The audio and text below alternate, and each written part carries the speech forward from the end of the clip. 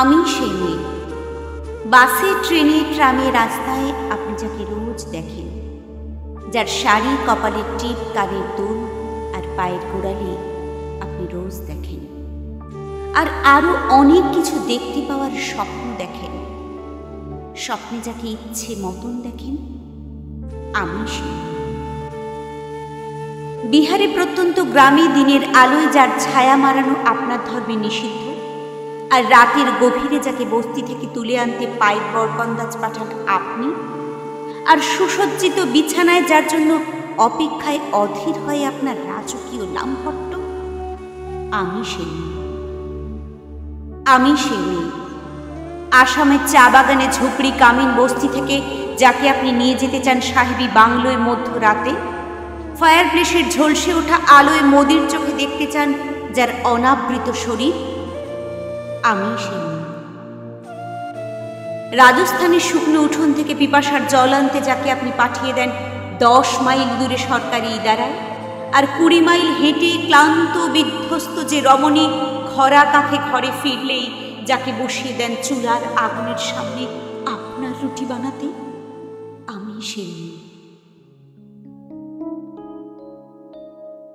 আমি সেই মেয়ে যাকে নিয়ে আপনি মগ্ন হতে চান গঙ্গার ধারে, কিংবা ভিক্টোরিয়ার সবুজে, কিংবা সিনেমা হলের নীল অন্ধকার, যার চোখে আপনি এঁকে দিতে চান ছোটা স্বপ্নের কাজল, আর ফুরিয়ে যাওয়া সিগারেটের প্যাকেটের মতো যাকে পথের পাশে ছুঁড়ে ফেলে আপনার ফুল সাজানো গাড়ি শুভ বিবাহ সুসম্পন্ন করতে ছুটে যায় শহরের পথে। কোণে দেখা আলোর পথুলিতে একা দাঁড়িয়ে থাকা, আমি সেই মেয়ে।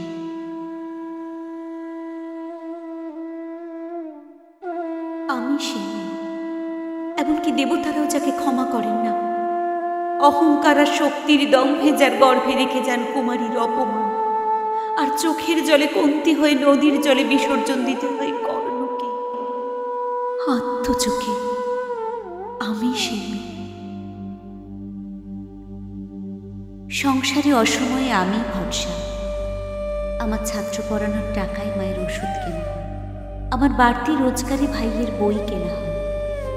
আমার সমস্ত শরীর প্রবল বৃষ্টিতে ভিজতে থাকে। কালো আকাশ মাথায় নিয়ে আমি ছাতা হয়ে থাকি। ছাতার নিচে সুখে বাঁচে সংসার। আপনারা আমার জন্য অনেক করেছেন। সাহিত্যে, কাব্যে, শাস্ত্রে, লোকাচারে আমাকে মা বলে পুজো করেছেন, প্রকৃতি বলে আদিক্ষেতা করেছেন, আর শহরগঞ্জের কানা গলিতে ঠোঁটে রং মাখিয়ে কুপি হাতে দাঁড় করিয়েও দিয়েছে। হ্যাঁ, আমি সেই মেয়ে। একদিন হয়তো অন্য কোনো একদিন আমার সমস্ত মিথ্যে পোশাক ছুঁড়ে ফেলে দিয়ে আমি হয়ে উঠব সেই অসামান্যা। খোলা চুল মেঘের মতো ঢাকবে আমার খোলা পিঠ, দু চোখে জ্বলে উঠবে ভীষণ আগুন, কপাল ঠিকরে বেরুবে ভয়ঙ্কর তেজরশ্মি, হাতে ঝলসে উঠবে সেই খর্গ, দুপায়ের নুপুরে বেজে উঠবে রণদুন্দুবি, নৃশংস অট্টহাসিতে ভরে উঠবে আকাশ। দেবতারাও আতঙ্কে স্তব্ধ হয়ে বলতে থাকবেন, মহামেঘং প্রভং ঘোরং মুক্ত কেশিং চতুর্ভুজং কালিকাং দক্ষিণাং মুন্ডমালা বিভূষিতাং।